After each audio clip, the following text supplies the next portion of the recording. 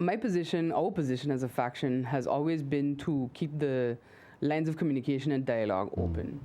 When the conditions for the third tranche came down in the Kingdom Law for the Caribbean Reform Entity, we voiced our disagreement with certain articles in that law that we were not comfortable with. I think we even said it publicly on the floor of Parliament what we were not comfortable with.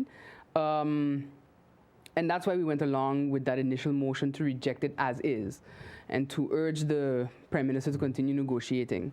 That remains our position. You know, we are in a kingdom. We see Aruba and Curaçao have moved forward. And I think that, you know, as the Prime Minister said, discussions have, I guess, restarted. Now that we've complied with the second tranche. So it's up to us now to see how we move forward with the best interest of the country at heart.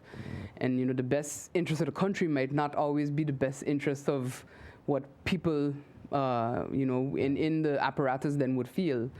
You know, I think we really have to try to take ourselves out of the equation. When I say ourselves, I mean, you know, Parliament itself, however we feel personally, government itself, however they may feel personally, and really see what is the best foot forward. Well, the thing is that maybe you know and other politicians know what's happening, but the vast majority of the people of St. Martin, they're still in the dark. Yeah.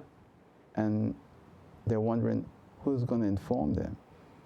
I assume the Prime Minister should be informing them. I mean, the Dutch government was very, very clear. In fact, they had their representative in Phillipsburg come on this program and outline their position and what they want to do. We haven't gotten that from our own government. Yeah. And, you know, if I could just be a little honest, sometimes we also kind of find things out, and by we I mean as a faction, you know, kind of find things out after the fact. Sometimes the media is our source of information as well. We did receive a letter from the Prime Minister with that update on the third tranche of liquidity support and the entity, and that the negotiations have restarted. But that was, I would say, the first real concrete update that we've had.